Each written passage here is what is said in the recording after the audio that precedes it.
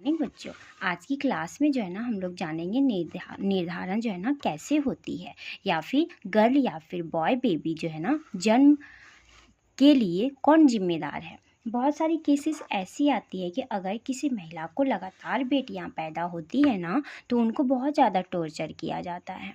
ठीक है, उसको बहुत तरह से प्रताड़ित किया जाता है उसके फैमिली मेम्बर में। तो चलिए इसको डिटेल में और बहुत समझ समझ के इस पॉइंट को जो है ना समझते हैं कि आखिर जिम्मेदार एक्चुअली में कौन है। तो बच्चों, जैसे कि हम जानते हैं कि मनुष्य में जो है ना कितने क्रोमोसोम पाए जाते हैं, 46 क्रोमोसोम। ओके, कितने क्रोमोसोम पाए जाते हैं, ये 46 क्रोमोसोम पाए जाते हैं, जिसको पेयर में देखें तो ये 23 पेयर, 23 जो है ना पेयर में पाए जाते हैं। ओके, आराम से समझना, 46 क्रोमोसोम पाए जाते हैं।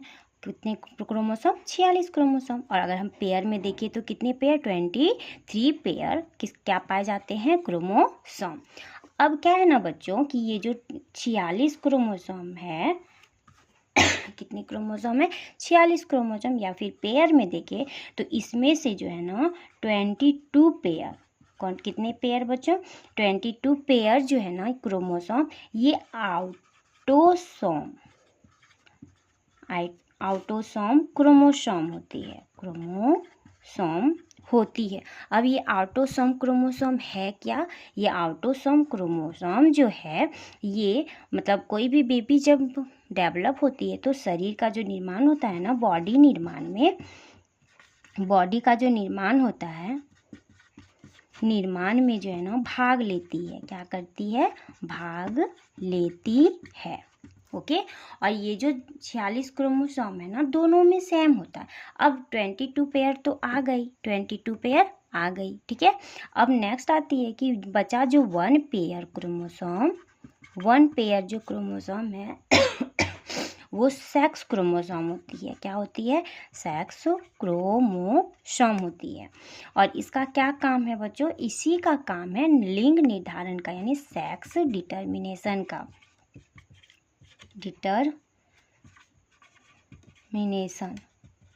ठीक है।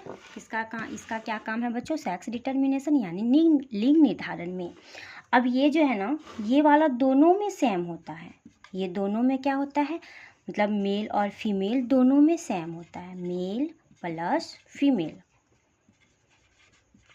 दोनों में पाया जाता है। बट ये जो सेक्स क्रोमोसोम है ना बच्चों, दोनों में अलग अलग पाई जाती है, ये मेल में अलग पाई जाती है और जो हमारी जो फीमेल है उसमें अलग पाई जाती है। तो मेल में जो क्रोमोसोम पाई जाती है उसको कहते हैं XY क्रोमोसोम, और जो फीमेल में पाई जाती है उसको कहते हैं XX क्रोमोसोम। ठीक है बच्चों, जब देखिए, जब जो है ना एक्स क्रोमोसोम जब फर्टिलाइजेशन होगा, मनुष्यों में जब फर्टिलाइजेशन होता है मतलब निषेचन होता है, तो उसके बाद जो है ना जायगोट का निर्माण होता है। किसका निर्माण होता है, जायगोट का निर्माण होता है। और इस जायगोट के फॉर्मेशन में जो है ना क्या होती है कि इसका एक मतलब हाफ क्रोमोसोम, इसका हाफ क्रोमोसोम, यानी इसमें से एक गया और इसमें से एक जाएगा, तो जो मतलब जायगोट में जो जीन जाएगा ना बच्चों, मतलब क्रोमोसोम जाएगा एक्स और एक्स क्रोमोसोम जाएगा। कौन कौन सा क्रोमोसोम जाएगा, एक्स और एक्स।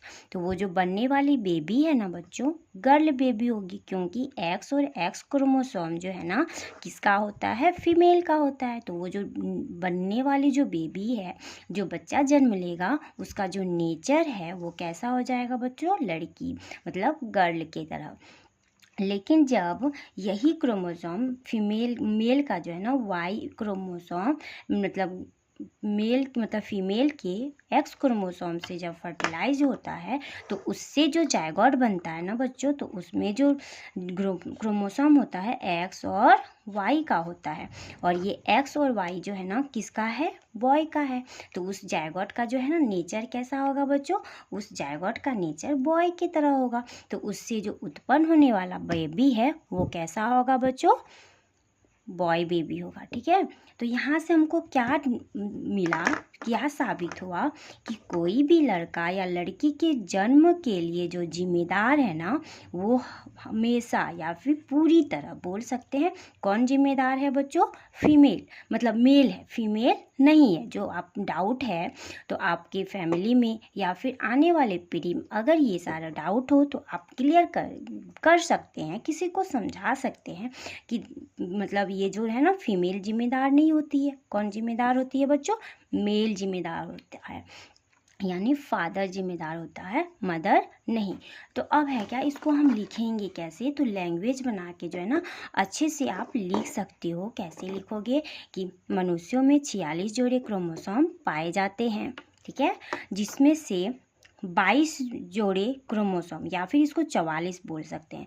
22 जोड़े जो क्रोमोसोम है वो ऑटोसोम क्रोमोसोम होती है, जो बॉडी निर्माण में यानी शरीर के निर्माण में भाग लेती है।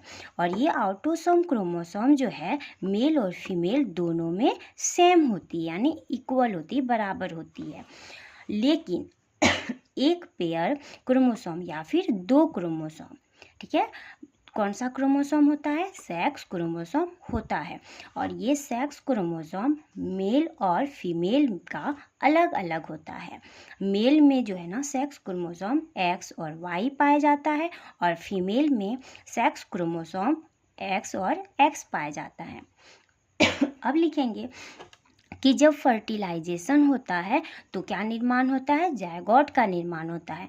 और जब फर्टिलाइजेशन के टाइम अगर मेल का एक्स क्रोमोसोम गर्ल मतलब फीमेल के एक्स क्रोमोसोम से फर्टिलाइज होता है या संयोग करता है तो एक्स और एक्स क्रोमोसोम वाली जायगोट का निर्माण होता है, और उससे पैदा होने वाली जो बेबी है वो कौन सी बेबी होगी, गर्ल बेबी होगी।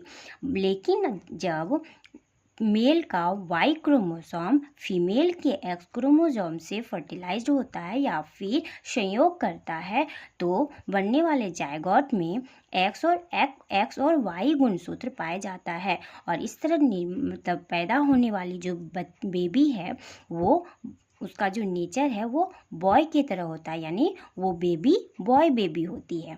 इस तरह से लिंग निर्धारण यानी सेक्स डिटर्मिनेशन में पूरी तरह से जिम्मेदार उस बच्चे का पिता होता है, ना कि माता। ओके, आपको ये वीडियो कैसी लगी? अगर आपको अच्छी लगी, आपके लिए यूजफुल हो तो प्लीज़ वीडियो को लाइक, शेयर एंड सब्सक्राइब करें।